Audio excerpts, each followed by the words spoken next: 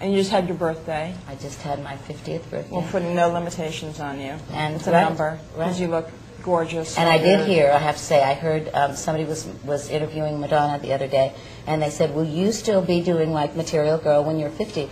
And of course she said, well, no, you know, I won't, because it's the same thing that if somebody had said to me, will you still be doing Stand Back when you're 50? I would have said, probably not. The fact is that it's interesting what you can still do when you reach a certain age. It's all up to you. If you don't want to be able to do it, then you can't. That's right. You're putting total then you can also limitations. turn around and say, what else would I do? You know, there's nothing else that I love that much. So what else would I do but perform for people and watch people grow, you know, watch the world grow.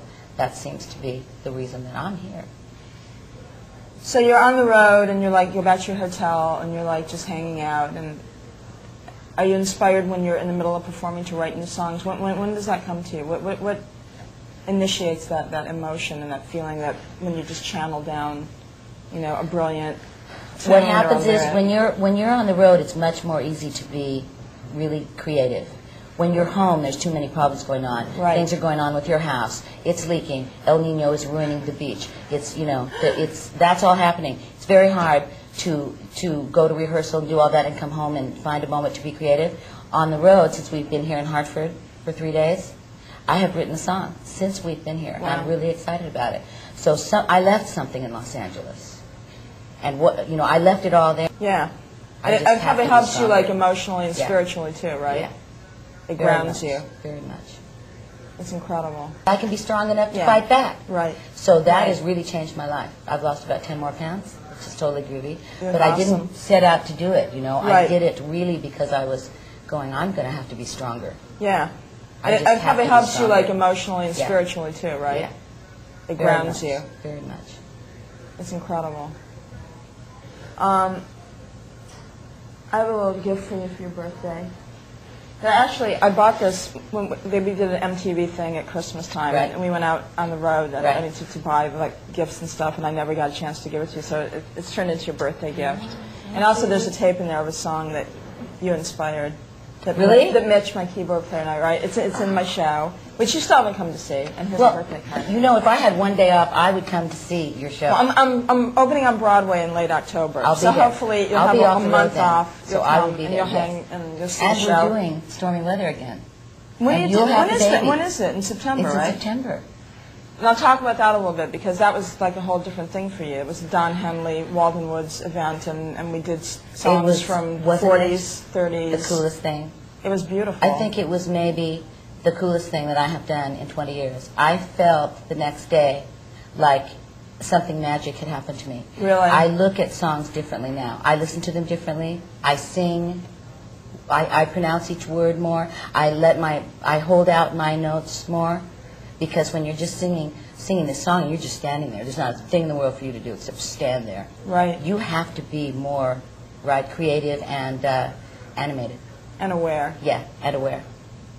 I know that was a great night. I'm totally sweating, because I'm totally sweating. Shall I tell her the reason I don't like to open presents? Why?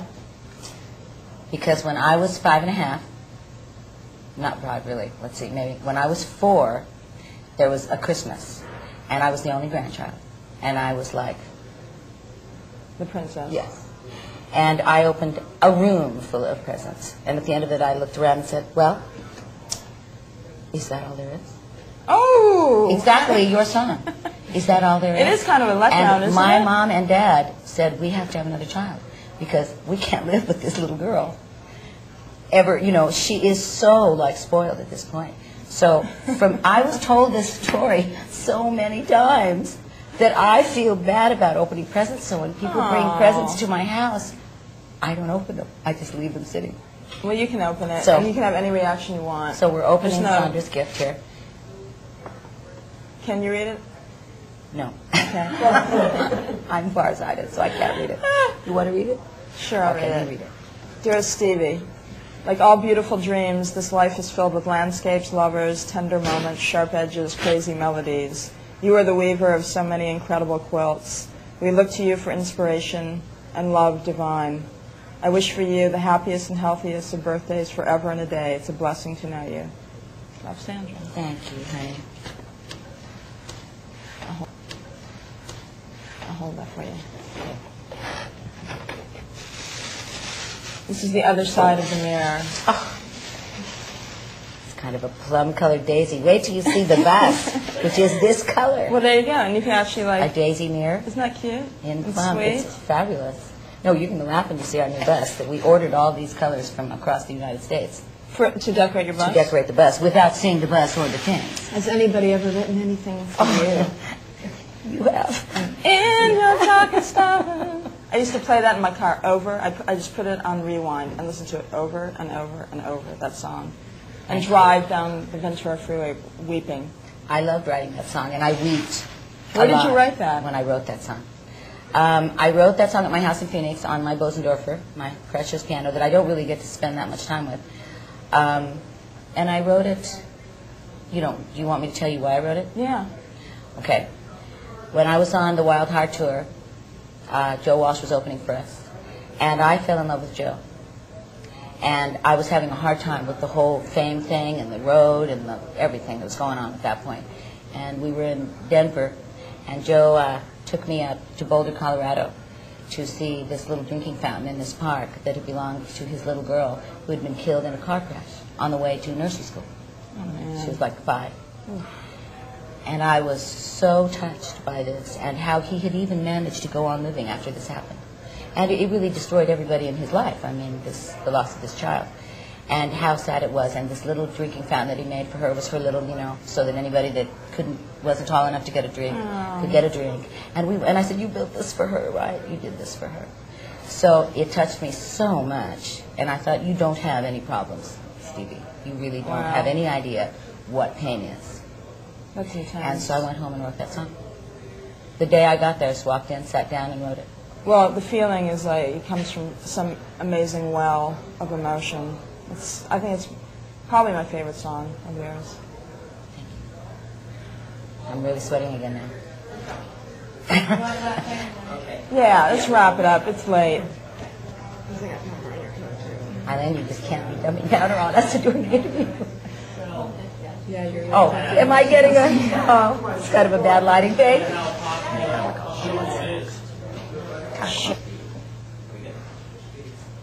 You speeding?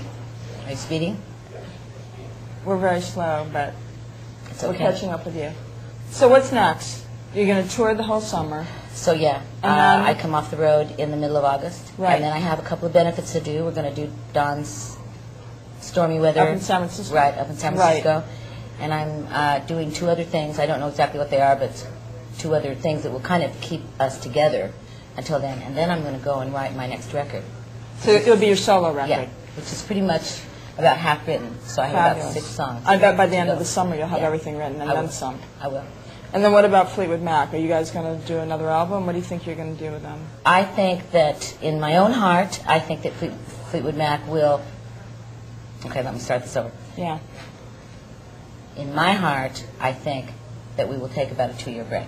And I think that Christine will decide that maybe she's bored. And maybe we should do this again. Cool. And the other 4 members really wanted to do this. We wanted to finish this, this circle of life that goes along with each album. We wanted to finish that. So, but we love Chris, and it's okay. When she decided that, there was nothing to say to her. You couldn't say you have to do this. She did what she said she would do. She fulfilled her commitment, and it was great. We couldn't make her do anymore. Right. So, but I think that it will be fine. If I didn't think it would ever get back together for one more thing, Right. I would feel really sad right now, and I don't feel sad. So obviously... She's moved off to London. Yeah. I would feel very upset about this, and I don't feel that way. So this, to me, is a good sign that it'll be okay. That's beautiful. That's so great. I'm so glad we got to sit and talk a little bit. Well, anytime I'm in Hartford, drop by. No, I'm going to come visit you in Phoenix, because, I grew up in Phoenix as well. Right. And it's beautiful there now. It's hot summer there. It's a hot summer. Yeah. We'll see you in the fall. Okay. Love you. All right. Thanks, honey. Right on. Okay. Are these her roses? Beautiful. Sweet. No, you have to come look at our bus. Is it exactly? You're going to die. That's This so